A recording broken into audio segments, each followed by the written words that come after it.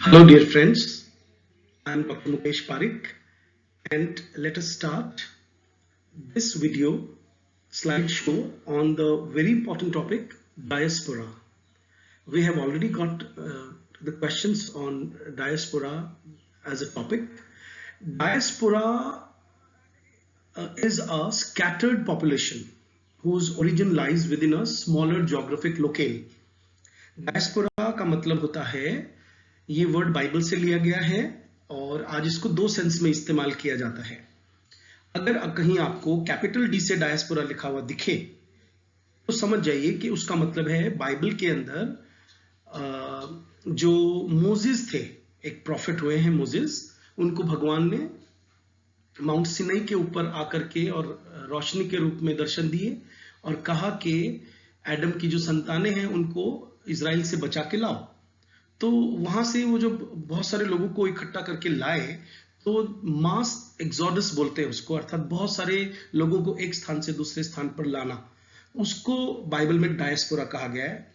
और आज जो पोस्ट कॉलोनियल वर्ल्ड में, या कि इससे पहले भी जहां जहां कभी कभी इंसान समुद्र के रास्ते या वैसे भी अलग अलग जगहों पर काम की तलाश में या बिजनेस के लिए या धार्मिक पर्पज से या किसी युद्ध की वजह से कहीं पर भी लोगों का एक स्थान से दूसरे स्थान पर जो पलायन हुआ है उसको डायस्पोरा कहा जाता है। Diaspora can also refer to the movement of the population from its original homeland. तो अपने मातृभूमि से कहीं पर भी जाना डायस्पोरा कहलाता है। Types of diaspora. Number 1, religious diaspora. जैसे मैंने आपको अभी बताया पहले स्लाइड में, biblical diaspora of the mass exodus of juice. क्योंकि उस वक्त तक क्रिश्चियनिटी नहीं आई थी। बाइबल की जो कहानी है वो क्रिश्चियनिटी स्टार्ट होती है क्राइस्ट के जन्म के बाद, लेकिन उसके पहले जितनी भी कहानियां हैं बाइबल में उसमें उनको जूस दिखाया गया है। तो क्राइस्ट भी एक जू थे। तो जो जूस लोगों की पॉपुलेशन को एक स्थान से दूसरे स्थान पर ले जाने का काम मोसेस ने किया, उसको रिलीजियस डायस्पोरा कहते हैं। सेक्युलर डायस्पोरा के अंदर कई कैटेगरीज आती हैं, जैसे ए, विक्टिम डायस्पोरा। विक्टिम डायस्पोरा में होता है अ class of people who have been banished from their place of origin and sent to another land। किसी वजह से एक जगह के लोगों को देश निकाला दे दिया जाए और दूसरे स्थान पर उन्हें दूसरे देश में जाने के लिए कहा जाए। Usually a result of traumatic event like conquest। जैसे मान लीजिए कहीं पर एक राजा जीत गया है और उसने अपने धर्म से अलग जितने भी लोग हैं उनको बाहर जाने के लिए कहा।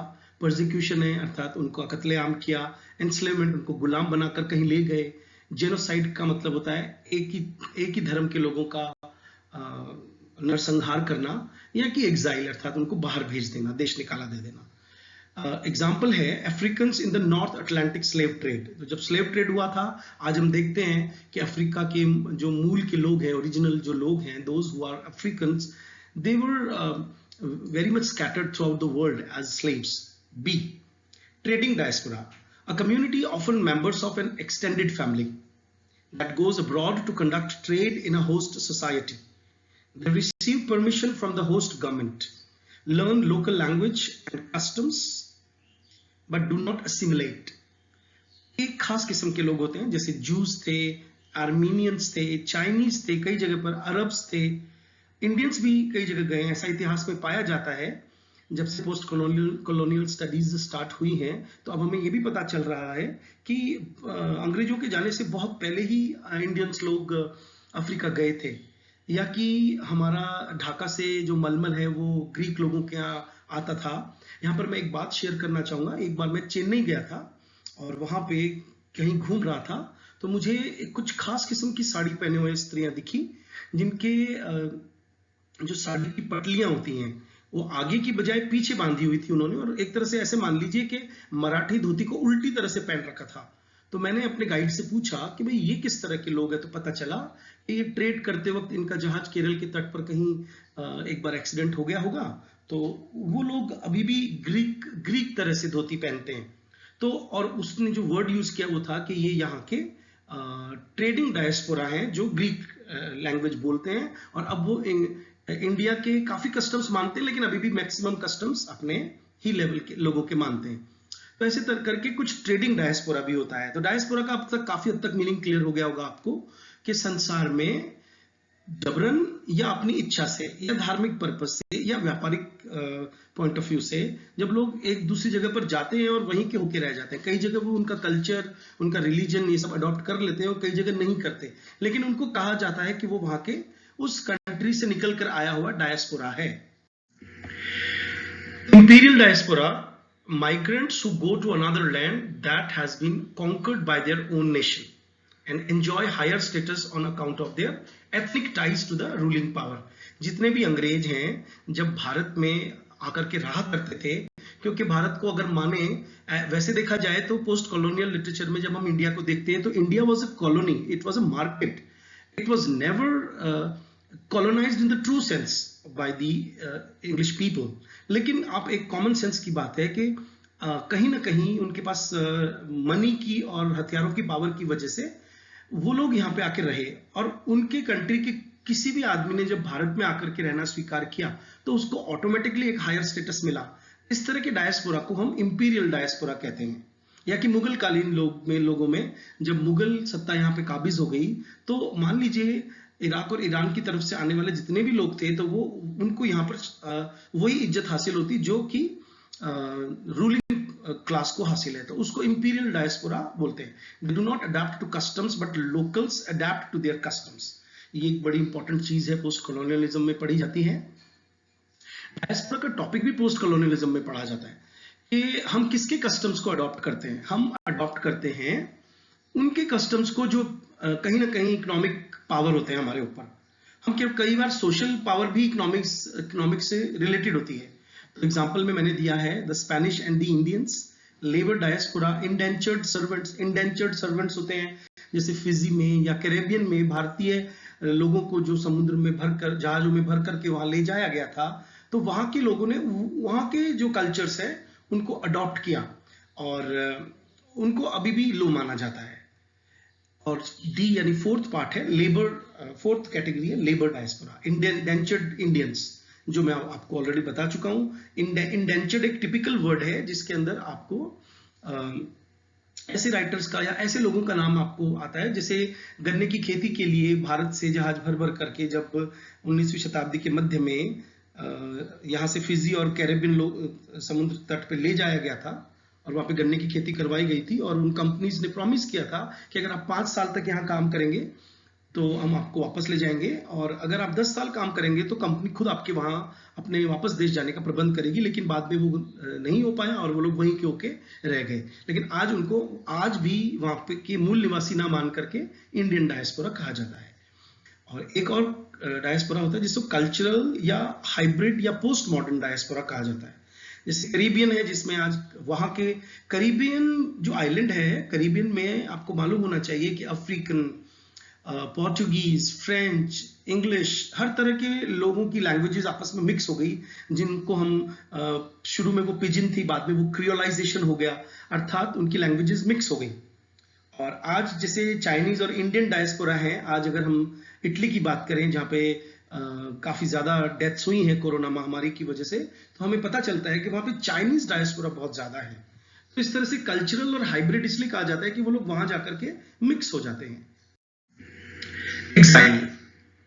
एग्जाइल और डायस्पोरा में एक अंतर है। एग्जाइल किसे कहते हैं? It emphasises the forced nature of the migration, जैसे राम जी को वनवास मिला था। Freshness of the experience of living the homeland, पहली बारी कोई जाए और उसके ऊपर कोई फोर्स हो, कोई नियम कानून कायदा लागू हो कि आपको जाना ही पड़ेगा। एग्जाइल इज नॉट न्यूट्रल, कभी भी एग्जाइल न्यूट्रल नहीं होता है। And the exile peoples usually possess a single minded desire to return to their homeland. और एग्जाइल और डायस्पोरा में यह अंतर है कि एग्जाइल जो लोग होते हैं वो हमेशा वापस आना चाहते हैं, जबकि डायस्पोरा क्या होता है? It accommodates the sense that it is possible to survive and even thrive in the adopted country.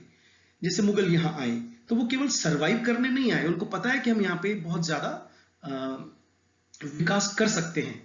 अंग्रेज आए तो उनको ये पता चला कि वो उनका एग्जाइल नहीं था, उन्होंने यहाँ पर आकर के और इस कंट्री को अडॉप्ट ही नहीं किया बल्कि यहाँ पर उन्होंने तरक्की भी की। तो it implies a more neutral और even a more positive view than exile does. इसका मतलब डायस्पोरा थोड़ा पॉजिटिव होता है, थोड़ा कम न्यूट्रल होता है, जबकि एग्जाइल नेगेटिव है। Indian diaspora, old diaspora, those who migrated to British, French and Dutch colonies during the 19th and 20th centuries as indentured and कंगनी लेबर्स, जिनको जहाजी भाई कहा करते थे और गिरमिटिया कहा जाता था। और इसके लिए आप मेरे ब्लॉग पे जाकर के mukesh.com जो मेरी वेबसाइट है उसमें ब्लॉग पे मैंने गिरमिटिया पे मटेरियल ऑलरेडी अपलोड कर रखा है। और कंगनी लेबर्स या इंडेंचर्ड लेबर कहा जाता था, अर्थात उनको यहाँ से ले जाया जाता था और फिर उनको वहीं छोड़ दिया जाता था। एक आप चित्र देख रहे हैं, ए हाउस फॉर मिस्टर बिस्वास जो है वो नोबेल प्राइज विनर राइटर का लिखा हुआ है और आपको इसको पढ़ना चाहिए। इस पे नेट पे क्वेश्चंस पूछे जाते हैं। मिस्टर बिस्वास की मैं थोड़ी कहानी बता देता हूं कि a house for mister Biswas एक नॉवल है। Mister Biswas makes a number of attempts to build his own house but all end in failure due to extreme weather conditions and fire, and it seems as if he will never make his dream come true, but one day he buys a dilapidated old house which he can finally call home. एक हमें मालूम होना चाहिए कि Trinidad की घटना है और जो हमारे प्रोटैगोनिस्ट है मिस्टर बिस्वास, उनके लिए घर एक मेटाफर है, यहाँ पे एक सिंबल है। विदेश में जाकर के और अपनी जड़ें तलाश करना अपनी कम्युनिटी के अंदर, तो ये एक हाउस फॉर मिस्टर बिस्वास एक कॉमिक टाइप का प्ले नॉवल है, लेकिन इसमें काफी ज्यादा सिंबोलिज्म है। और इसको आगे की कहानी पढ़ता हूं। I would like to suggest that mister Biswas quest for a place of his own is symbolic of his native Trinidad struggle for independence. A house in this novel becomes a trope. Trope का मतलब एक तरह का संकेत, एक symbol, एक metaphor for the lost space and identity of the whole class of old diaspora। मैं इस नॉवल को क्यों डिस्कस कर रहा हूं, क्योंकि आज की तारीख में पोस्ट मॉडर्न या पोस्ट कॉलोनियल टाइम में अर्थात 1950 के बाद जितने भी नॉवेल्स लिखे गए हैं और उनको हम सांकेतिक मानते हैं, सिंबॉलिक मानते हैं, क्योंकि जो लोग आजादी के वक्त जिस कंट्री में थे वो अपनी आइडेंटिटी को तलाश करते हैं कि आखिर हमारी जड़ें क्या हैं, हम हैं कौन, क्योंकि जिस कंट्री में वो है उन लोगों को उनका स्पेस और उनकी आइडेंटिटी नहीं दी जाती है। This old diaspora can be defined as exclusive diaspora because they created relatively self-contained little India in the colonies। Trinidad की बात करें तो आज अगर हम जाएं, आप कोई भी यूट्यूब पे डॉक्यूमेंट्री देखिए फिजी के ऊपर, त्रिनिदाद के ऊपर, कैरेबियन आइलैंड्स के ऊपर, तो आपको लगेगा कि वहां पे जाने के बाद आपको लगेगा ही नहीं कि आप दूसरी जगह आए हो। जैसे मैं एक मलेशिया में एक बार गया था, एक यूनिवर्सिटी में, मलेशियन यूनिवर्सिटी में पेपर रीड करने के लिए, रिसर्च पेपर। तो मैं जब वहां पे साउथ इंडियन बाजारों में और मंदिरों में घूमा तो मैं भूल ही गया कि मैं मलेशिया में, मुझे ऐसा लगा कि मैं इंडिया में हूँ। वही होटलें, वही साड़ी की दुकानें, वही खाना, क्योंकि मैं वेजिटेरियन हूँ तो मुझे चारों तरफ नॉन वेजिटेरियन था मलेशिया में, तो मुझे खाने की, जब मैं उस एरिया में एंटर किया जहाँ पे साउथ इंडियंस लोग रहते हैं, तो मुझे ऐसा लगा कि मैं शायद साउथ इंडिया में ही किसी चेन्नई में या किसी केरल में इस वक्त में हूँ। तो वो क्या करते हैं, लिटिल अपना एक एरिया एक्सक्लूसिवली क्रिएट कर लेते हैं डायस्पोरिक लोग। They created the imaginary homeland in foreign lands, but most of them did not have regular contact with the homeland. New diaspora, Those who migrate। अब ये न्यू डायस्पोरा क्या होता है, इसके अंदर जैसे आज के जितने भी लड़के अमेरिका, इंग्लैंड, ऑस्ट्रेलिया, कनाडा जाते हैं और वहां पे बस जाते हैं, नौकरियां करने लगते हैं।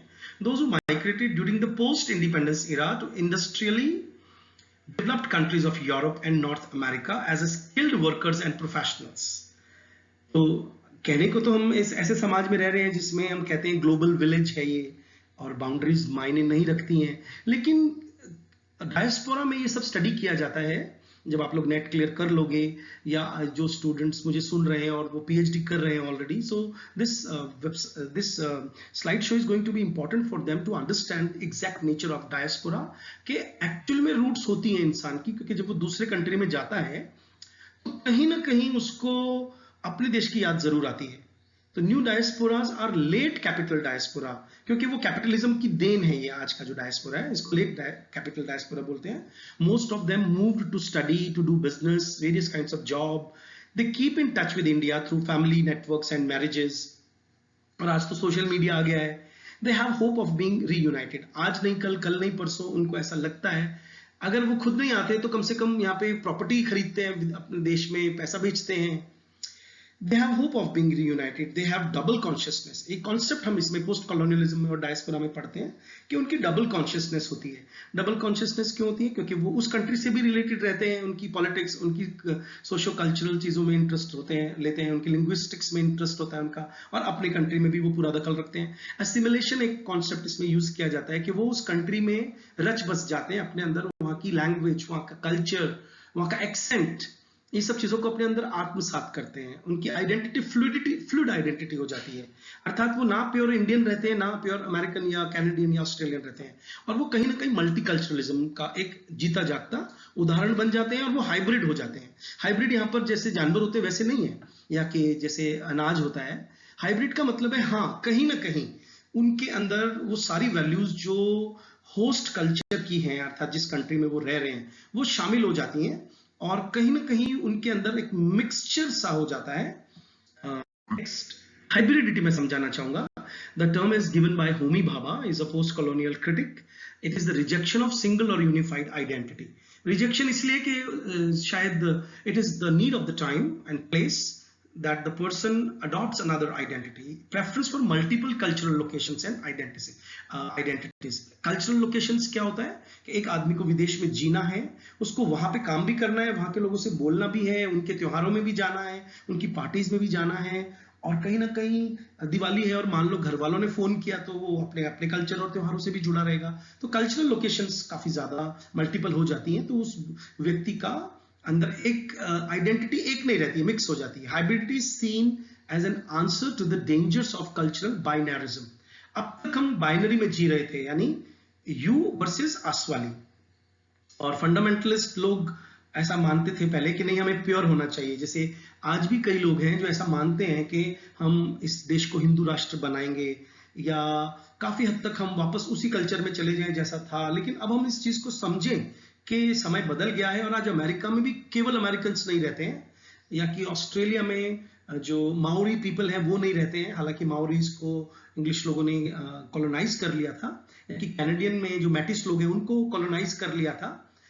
इंडिया के अंदर भी हम देख रहे हैं, तो जैसे दो देश बने, पाकिस्तान और बांग्लादेश, लेकिन स्टिल इंडिया में एक मुस्लिम काफी ज्यादा रहते हैं। तो हम नोटिस करते हैं कि अब एक मिक्स्ड कल्चर है, हम प्योर कल्चरल फॉर्म को नहीं, हमारी लैंग्वेज भी मिक्स हो चुकी है। It has been influenced by the work of political theorist such as Will Kymlicka, who posits, जो ऐसा कहते हैं कि मल्टीकल्चरल सिटीजनशिप में हम जी रहे हैं, और वर्ल्ड जो है वो ग्लोबलाइज्ड वर्ल्ड हो गया है।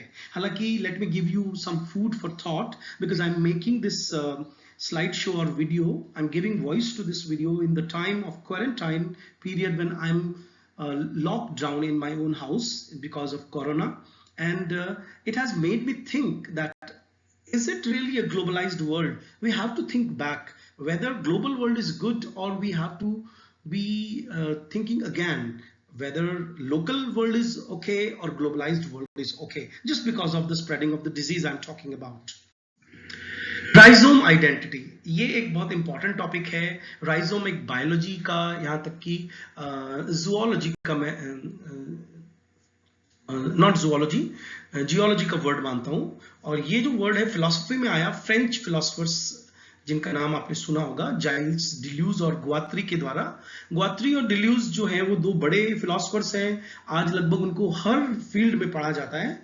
So this rhizome identity is a term, this philosophical concept was developed by Gilles Deleuze in his famous book Mille Plateau, and co-edited with Felix Guattari, 1980 में book छपी थी, and it is a botanical, neither zoological because zoo is related to animals, and it is a botanical term, apprehends multiplicities and heterogeneity। इसको मैं कैसे समझाऊं? आप पेड़ के या पौधे के नीचे जब आप जड़ें देखते हैं, पौधा ऊपर से एक दिखता है, बट जड़ों में बहुत सारे राइजोम्स होते हैं, अर्थात जड़ें जो आपस में गुत्थम गुत्था होती है। It means the outwardly we feel that we are one, but somewhere we are quite complex, a web of human identities, cultures. It's a whole mixture of food habits, clothes, languages, etc. मैं आप एक example देके बताता हूँ आपको। अगर आप मारवाड़ी जानते हैं थोड़ी बहुत, तो यू विल बी सरप्राइज्ड के मोर देन 1000 वर्ड्स मारवाड़ी के फ्रेंच वर्ड से मिलते हैं। और इससे पता चलता है कि जो संसार है कभी भी स्टेटिक नहीं रहा है। संसार में इंसान जो है वो हमेशा मिक्स होता रहा है और हम मिक्स्ड आइडेंटिटी की पैदाइश हैं। यहाँ पर मैं बायोलॉजिकल पैदाइश की बात नहीं कर रहा हूँ, I am talking about cultural and linguistic outcomes of human contact. Memory of home, nostalgia बोलते हैं जिसको, एक कॉमन वर्ड है कि आप बाहर चले जाते हैं, एक लड़की की शादी हो जाती है, मान लीजिए वो दूसरे शहर में चली गई तो उसको हमेशा अपने घर की याद आएगी आएगी। तो nostalgia of their culture, those people you know who have adopted diaspora, उनको हमेशा अपना कल्चर, अपना विलेज, अपना सिनेमा, अपना क्विजिन मतलब खाना, आर्ट, सब चीजें याद आती रहती है।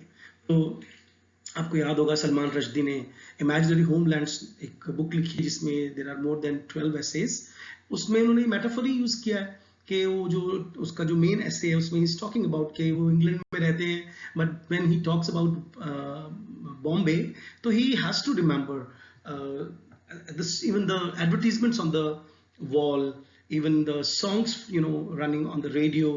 तो ये सब चीजें मिक्स करती हैं और एक राइटर कितना ही अपने देश से बाहर चला जाए उसको उस देश की चीजें जहां से वो आया है वो उसकी मेमोरी में रहती है। Nostalgia fills the void which the distance from their homeland has created. और ये जरूरी है, ये एक नेचुरल चीज बताई गई है फिलॉसफी में कि नॉस्टैल्जिया यानी मेमोरी जो है वो एक नेसेसरी चीज है और नॉस्टैल्जिया उस गैप को भर देता है जो डिस्टेंस क्रिएट करता है। It means somewhere, you know, with this philosophical topic, we can understand the need of art, the need of memory, कि क्यों आखिर हम याद और याद के बिना हम मैकेनिकली नहीं जी सकते रोबो की तरह।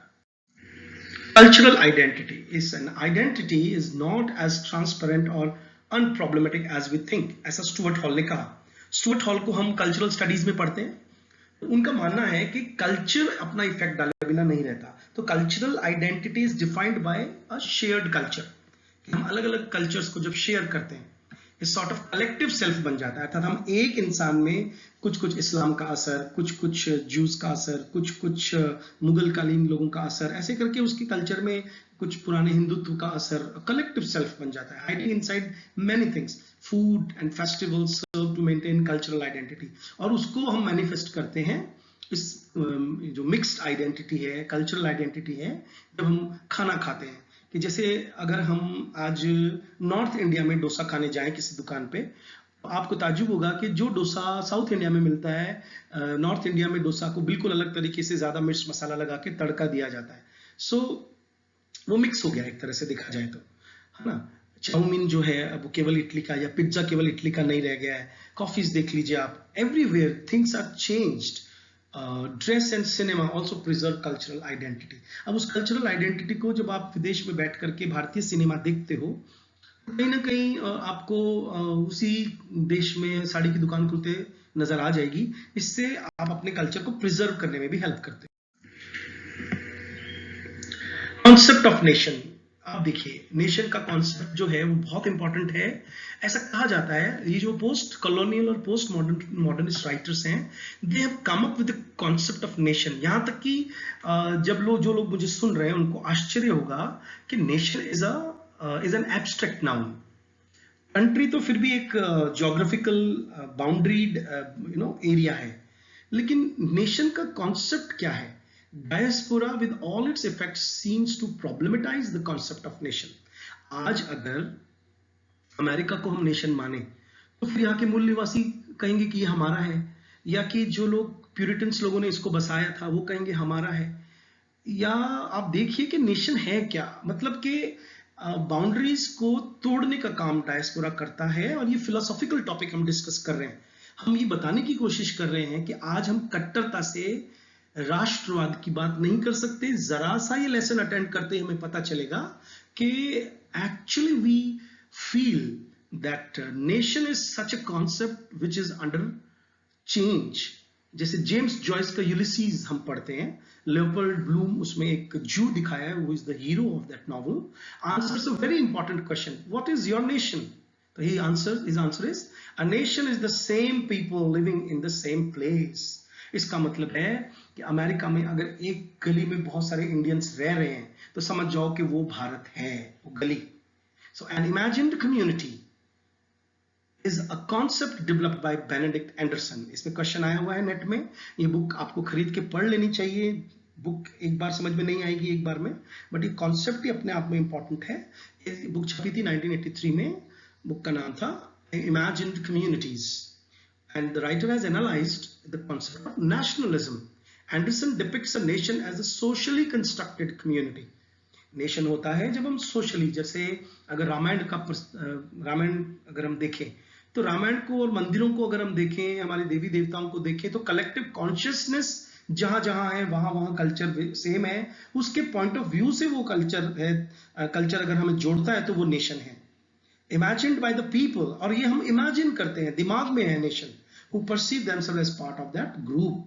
अर्थात अगर मैं पूजा करता हूं गणेश जी की, और भारत में केरल तक अगर ये पूजा होती है, तो समझ जाइए कि मैं आज वल्लभ भाई पटेल की वजह से हम सब एक हुए, यूनिफाइड इंडिया बना। आज नेशन को काफी ज्यादा हथियारों से कंट्रोल करने की कोशिश की जा रही है, बट जस्ट इमेजिन, पहले ये बाउंड्रीज नहीं हुआ करती थी, बहुत सदियों पहले, और धीरे धीरे राजा हमने क्रिएट किए। वो राजा फिर वो बाउंड्री तय करते हैं, फिर हम राजा को टैक्स देते हैं और राजा उन बाउंड्रीज की रक्षा करता है। But somewhere we have to think in a very deep manner exactly what is the concept of nation, and diaspora in the modern sense also puts a big question mark on the concept of nation. ये मैंने cover page दिखाया Benedict Anderson की imagine communities का। और negatives of diasporic literature. Diasporic literature वो literature है जो diasporic लोग लिखते हैं। It has its roots in the sense of loss and alienation. एक देश में जाकर के जब आपको अपने कल्चरल कॉन्टेक्ट में नहीं रहते हो तो एलियनेशन फील होता है, which emerged as a result of migration and expatriation. Expatriate भी एक वर्ड है, जैसे तस्लीमा नसरीन है, उनको बांग्लादेश से निकाल दिया गया है फतवा जारी करके, क्योंकि वो एक इस्लामिक कंट्री है, and Taslima Nasrin speaks against Islam. जैसे हम देखते हैं कि अब वो अपने देश को हमेशा याद करती होंगी। तो generally diasporic literature deals with alienation, उसमें ये सब दिखाते हैं। अगर कोई भी आप नॉवल पढ़ोगे, जैसे ब्रिक लेन पढ़ लीजिए, है ना, जैसे आप पढ़ लीजिए सलमान रश्दी का, तो सलमान रश्दी ने बहुत सारे नॉवेल्स इस टाइप के लिखे हैं, मैं अभी उनकी लिस्ट भी आपको दूंगा। उसमें डिस्प्लेसमेंट का कॉन्सेप्ट आता है, एग्जिस्टेंशियल रूटलेसनेस का कॉन्सेप्ट आता है, एक अस्तित्व के ऊपर आदमी फिलोसॉफिकल सोचने लगता है कि मैं हूं कौन, उसे हमेशा याद आती रहती है। क्वेस्ट ऑफ आइडेंटिटी रहता है कि मैं इंडियन हूं, कि मैं अमेरिकन हूं, कि मैं इंग्लिश हूं। It also addresses issues related to amalgamation. Amalgamation का मतलब मिक्सचर, 2 या 3 आइडेंटिटीज का, और डिसइंटीग्रेशन ऑफ कल्चर। और कल्चर तो डिसइंटीग्रेट होगा ही, क्योंकि जिस कल्चर से मैं निकलकर अगर विदेश चला गया और वहां बस गया, तो मेरा खुद का कल्चर तो खत्म हो गया ना। जैसे मैं वैसे भी I am the right person to give you this example, because we are from Rajasthan, we are bonafides of Rajasthan, but we lived in Jammu and Kashmir and in Punjab. तो पंजाबी कल्चर में भी मेरा दखल है, मुझे राजस्थानी कल्चर भी मुझे आता है काफी हद तक। तो एक डिसइंटीग्रेशन हो गया अपने मेजर कल्चर से। मैंने एक वीडियो अपलोड की थी मारवाड़ी में, तो मेरे कुछ फ्रेंड्स ने कहा कि ये मारवाड़ी थोड़ी आर्टिफिशियल लग रही है तेरे मुंह पर। सो दैट मीन्स डिसइंटीग्रेशन, कि आप अपने कल्चर को, आप उस कल्चर के हो, लेकिन आप कहीं ना कहीं उस कल्चर से 100% बिलोंग करते नजर नहीं आते हो। It reflects the immigrant experience that comes out of the immigrant settlement. Immigration का अपना एक एक्सपीरियंस होता है। आप कभी भी कहीं सामान लेकर जाइए, आजकल पैकेजिंग वाली सर्विसेज है, लेकिन 40 साल पहले जब हम लोग, हमारे डैड का ट्रांसफर हुआ करता था, तो हम सब पैकिंग करते थे, फिर नए शहर में जाते, वहाँ पे नई टीचर, नए क्लासरूम, नए दोस्त, कई बार बड़ा अजीब सा लगता था। एक अलग तरह का एक्सपीरियंस हमें होता था। उस एक्सपीरियंस को मैं यहाँ इसलिए शेयर कर रहा हूँ क्योंकि देखो, मैं 4-5 स्टेट्स में हिंदुस्तान की घुमा हूँ, तो पिताजी के ट्रांसफरेबल जॉब की वजह से। तो मुझे वो बैड भी लगा एक्सपीरियंस, क्योंकि हम फ्रेंड बनते उससे पहले ही डैड का ट्रांसफर हो जाता। लेकिन यहाँ पे पॉजिटिविटी क्या बताना चाहता हूँ कि उस इमिग्रेशन के एक्सपीरियंस ने हमें बना दिया। अच्छा, यहाँ पे मैं एक बात और कहना चाहूंगा कि I am giving you examples of in my moving from one state to another where somewhere the culture is the same and Hindi is spoken. But just imagine कि यहाँ से कनाडा जाना तो एक कल्चरल शॉक लगता है, एक अलग तरह का एक्सपीरियंस होता है। वहां पे काफी हद तक लोग सेक्सुअली एक्सप्लिसिट हैं, किस करते हैं ओपनली, शराब ओपनली पीते हैं। जगह जगह जैसे मैं मलेशिया गया तो मैंने देखा कि वहां पे everywhere people are eating meat, सड़क पे भी मीट मिल रहा है हर जगह। तो एक कल्चरल शॉक जो लगता है ना, उसको हम इमिग्रेंट एक्सपीरियंस। लैंग्वेज का बड़ा प्रॉब्लम आता है। Mostly the migrants suffer from the pain of being far of from their homes, और उनको बहुत ऐसा लगता है कि जितनी जल्दी हो मैं वापस अपने कंट्री में जाऊं, ताकि मुझे ये खाने की, लैंग्वेज की ये समस्याएं ना आए। और दिल की बात किसी से नहीं कर पाता है अगर आदमी अकेला हो तो। The memories of their motherland, the anguish of living behind everything familiar agonises the minds of migrants. ये एगनी जो है ना, ये बहुत माइंड की तकलीफ को बोलते हैं। ये एगनी वही महसूस कर सकता है जिसने कभी भी अपना शहर छोड़ा हो या थोड़ा सेंसिटिव हो, और यहाँ तक कि हॉस्टल में भी रहा हो। एक बार मुझे याद है, मेरी क्लास में एक लड़की आई थी और वो पहले दिन तो एडमिशन लिया नेट के लिए, and the second day she came to my office and started crying. She was a married one, और उसने कहा कि मैं यहाँ नहीं रह सकती, मुझे घर वालों की याद आ रही है, मैं नहीं रह पाऊंगी। मुझे बड़ा शौक लगा, मैंने उसको समझाया, फिर बाद में उसके हस्बैंड ने उसको किसी तरह से समझाया, और then she was able to complete her studies. तो बड़े बड़े लोगों को अपने ही कंट्री में एक स्थान से दूसरे स्थान पर जाने पे थोड़ा सा एग्नी का, मानसिक संताप का सामना करना पड़ता है। तो these are the negatives of diasporic literature, जो आपको किसी भी डायस्पोरिक लिटरेचर में नजर आएगा। इनहेरिटेंस ऑफ लॉस में ये चीज बहुत अच्छी तरह से बता रखी है। Settlement in alien land makes them experience dislocation. Dislocation एक टिपिकल टर्म है, आपका लोकेशन छूट जाता है। Dislocation can be considered as a break with the old identity. Dislocation केवल इंसान का नहीं होता है, आपको अलग नजर से देखा जाता है।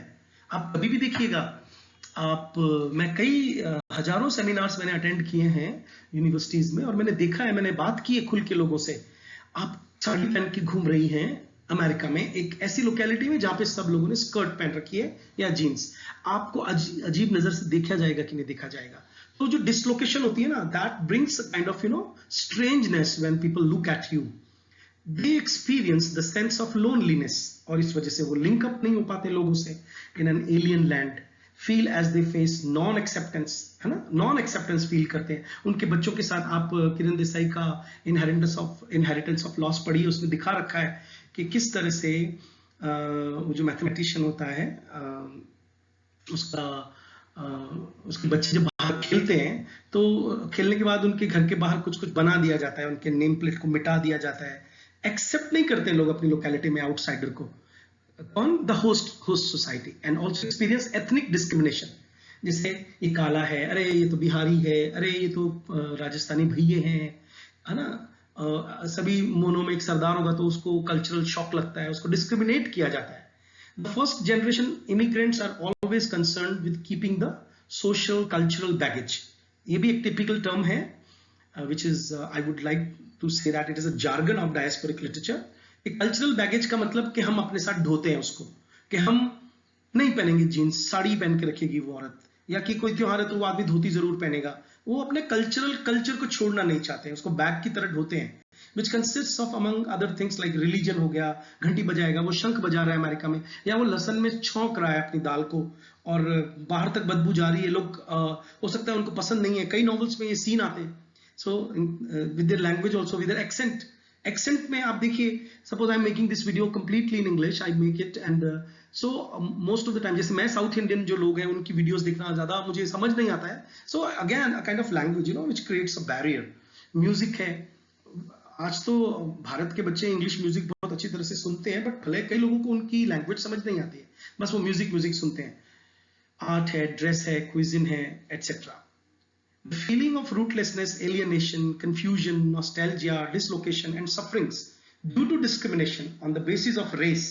race का मतलब क्या है कि जैसे हम जाएं विदेश तो हमें समझे कि ये हमसे अलग लोग हैं, कल्चर अलग है, रिलीजन अलग है, लैंग्वेज अलग है, concludes into conflicts, fight for identity, and on the other hand lead to birth of feeling of marginality in the minority group। और हम कहीं ना कहीं माइनॉरिटी होके रह जाते हैं। जैसे जितने भी पारसी लोग रहते हैं मुंबई में, आप उनको देखिएगा, वो अलग लैंग्वेज में बोलते हैं, तो वो एक मार्जिनलाइजेशन भी सहते हैं साथ में कि ये थोड़ा डिफरेंट है।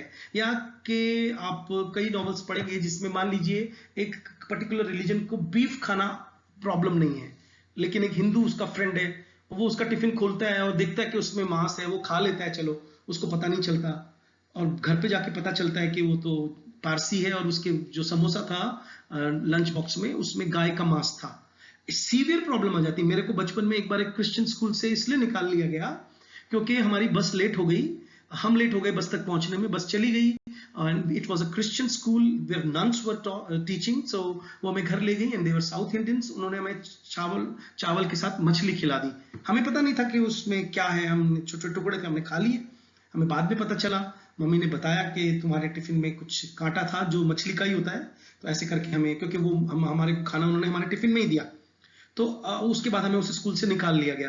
तो ये you can understand it, you know minority क्या होती है, क्या कॉन्फ्लिक्ट क्रिएट होते हैं, और मेजॉरिटी और माइनॉरिटी का भी बड़ा प्रॉब्लम आता है कि माइनॉरिटी वाली जो लोग हैं वो अपनी आइडेंटिटी को कंफर्म करना चाहते हैं और इसीलिए वो स्ट्रगल करते हैं।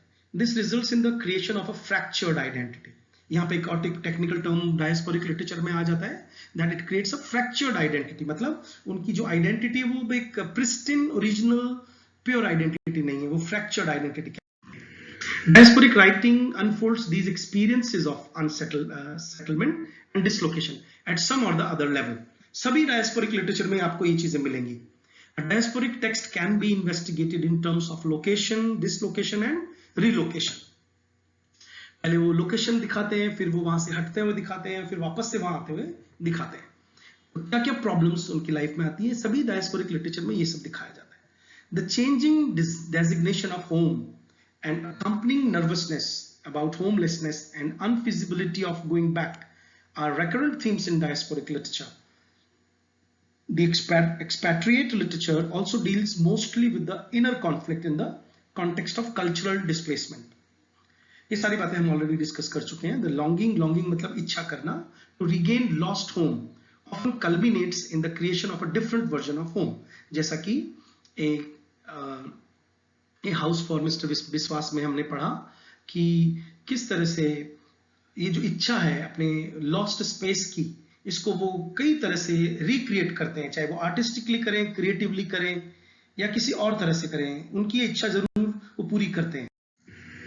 अभी ये जैस्मीन एक भारती मुखर्जी का इंपॉर्टेंट नॉवल है, इसका मैं कवर पेज आपसे शेयर कर रहा हूँ, आप इसका डिटेल पढ़िएगा गूगल से। This is again very important text studied in diasporic literature. Jasmine की कहानी भारती मुखर्जी ने लिखी है in the present about a young Indian woman in the United States who trying to adapt to the American way of life in order to be able to survive, changes identities several times. Mukherjee's own experiences of dislocation and displacement in her life helps her in recording the immigrant experience of the protagonist in this novel. Amitabh Ghosh का the shadow lines है, आप इसे भी जरूर पढ़िएगा।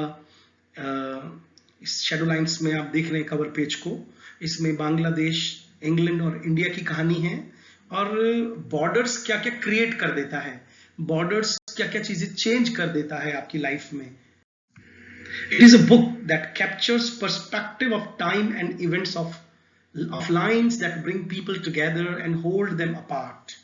Lines मतलब borders that are clearly visible from one perspective and non-existent from another. हमारे घर कोई आता है, हम उसे कहते हैं खा लो ना, क्या दिक्कत है इसको, तुम्हें खाने में क्या प्रॉब्लम है, ये लहसुन की चटनी तो है, और दूसरे को मान लीजिए उसमें से बहुत बदबू आ रही है। तो जो ऐसे ही होता है कि कुछ चीजें हमें विजिबल है, दूसरे को नहीं है। Lines that exist in the memory of one and therefore in another's imagination. A narrative built out of an intricate, constantly crisscrossing web of memories of many people. It never pretends to tell a story. इस तरह के novels आपको मिलेंगे जिसमें कोई कहानी नहीं है, कोई प्लॉट नहीं है, बस अलग अलग लोग हैं और वो क्या सोच रहे हैं, क्या समस्याएं आ रही हैं उनको अलग अलग देशों में जाने के ऊपर। द नेमसेक झुम्पा लाहिड़ी का बहुत इंपॉर्टेंट वर्क है, और झुम्पा लाहिड़ी आपको मालूम है पुलित्जर प्राइज विनर राइटर हैं, और इसी के बारे में मैं बता रहा था। is moving between events in Calcutta, Boston and New York City है. The novel examines the nuances मतलब अलग अलग चीजें जो घटती हैं नई नई, involved with being caught between two conflicting cultures with highly distinct religious, social and ideological differences. ये इस नॉवल में दिखा. मिडनाइट्स चिल्ड्रन जो सलमान रश्दी का है, जिसको आपको पता है बुकर प्राइज मिला है, इसमें जेन्युइन हिस्टोरिकल ट्रूथ दिखाया गया है that depends on perspective and willingness to believe. इसका नैरेटर सलीम है. सलीम जो है वो नोट करता है that memory creates its own truth and so do narratives. क्योंकि जो कुछ भी वो बता रहा है वो अपनी याद पर बेस्ड बता रहा है. हर जगह जहां पे सलीम बोलता है नॉवल में 3 डॉट्स आ जाते हैं. इसका मतलब है कि you can believe, you can't believe what Salim says because whatever Salim says is based on his memory and memory has its own truth. इसको हम माइमेटिक ट्रूथ भी बोल सकते हैं अरिस्टोटल के पॉइंट ऑफ व्यू से. Religious texts and history books alike stake their claim in truth, not only because they are supported by facts, but also because they have been codified and accepted upon, whether by time or faith. आज हम रामायण की बात करें, कुरान शरीफ की बात करें, Bible की बात करें, तो वो भले ही हिस्ट्री बुक्स मानो चाहे मत मानो, बट कहीं ना कहीं उनको कोड बना दिया गया है. और अगर लोग उसको एक्सेप्ट कर रहे हैं, उनका फेथ है, तो समझ जाइए कि वो भी हमारी मेमोरी का एक पार्ट है और वो एक सत्य है. The version of history Salim offers comes filtered through this perspective, just as every other version of history comes filtered through some alternative perspective. Sea of Poppies Amitabh Ghosh का बहुत इंपॉर्टेंट नॉवल है. इंडेंचर्ड लेबर पे लिखा है, इसलिए आप background में एक जहाज देख पा रहे हैं. कैसे बिहार, मगध का जो एरिया है, यूपी, यहाँ से कैसे जहाज में अलग अलग तरह के लोग, इसमें साउथ इंडियन भी हैं, भर करके और कैरेबियन आइलैंड पे ले जाया गया है और वहाँ पे कैसे कल्चर मिक्स हो जाते हैं. सी ऑफ पॉपीज, पॉपीज इसलिए कहा है कि जो लोग ऐसे गए हैं उनकी जेब में अफीम के बीज, जिसको अपन पोस्त बीज बोलते हैं, बहुत बारीक सरसों के दाने से भी छोटे होते हैं, सफेद रंग के, वो रह जाते हैं और इसकी वजह से ही वो वहाँ पे उसको उगाते हैं. और किस तरह से पूरी कहानी है वो काफी symbolic. The novel interweaves the stories of a number of characters who all in the latter half of the novel find themselves taking passage from Calcutta to Mauritius on a schooner named Ibis. इसीलिए इसको Ibis trilogy कहा जाता है. इसमें 3 novels आते हैं. अब major books on diaspora में आप क्या क्या पढ़ सकते हैं, जैसे थियोराइजिंग डायस्पोरा है, ये बुक इंपॉर्टेंट है. Migration diasporas and transnational, edited by Steve Werthovic and Robin Cohen. Diaspora, a very short introduction by Kevin Kenny. मैं ये ऑक्सफोर्ड की जो शॉर्ट इंट्रोडक्शन सीरीज है इसको बहुत पसंद करता हूँ. आप इस तरह की काफी सारी बुक्स खरीद करके आपको एक एक्सपर्ट बना सकते हैं while you are doing PhD and all. Other major books में मैंने ऑलरेडी लिख दिया है. इसमें होमी के भाभा की जो बुक है location of culture, that is very very important. And Arun Mukherjee की oppositional aesthetics, reading from a hyphenated space. Hyphenated space बोलते हैं इसको, जो आप डायस्पोरा से आपका जो आइडेंटिटी क्रिएट हो जाती है. और पहली बुक जो है सुदेश मिश्रा जी की डायस्पोरा क्रिटिसिज्म बहुत फेमस हो गई है. और रमाबाई एस्पिनेट की बुक द स्विंगिंग ब्रिज बहुत फेमस है. पिको अय्यर की द ग्लोबल सोल बहुत इंपॉर्टेंट है. एंड किरण देसाई की द इनहेरिटेंस ऑफ लॉस मैं ऑलरेडी बात कर चुका हूँ. इनहेरिटेंस ऑफ लॉस का मैं ऑलरेडी डिस्कशन कर चुका हूँ, जिसमें एक्चुअली इस नॉवल में explores the lives of characters who are trapped in India's class system, both the lower class and the upper class. The characters hopes and dreams are conveyed in the novel along with their ultimate dream of immigrating to America. इसमें एक family दिखाई है जिसमें एक जज है. वो जज जो है वो कॉलोनियल टाइम का जज है, जिसको इंग्लैंड जाके पढ़ाई करने का मौका मिलता है, और वो किस तरह से आकर अपने आप को वाइट दिखाने की कोशिश करता है, और वो हमेशा कांटे और छुरी से ही रोटी तोड़ के खाता है. ऐसा करके इस नॉवल में बहुत कुछ हाइब्रिडिटी जो है पोस्ट कॉलोनियल की और डायस्पोरा की वो दिखाई गई है. That's it for this PPT. Thank you very much. I have been supplying with my numbers and details here. I have cleared NET 14 times and GRF 3 times. I'm double MPhil.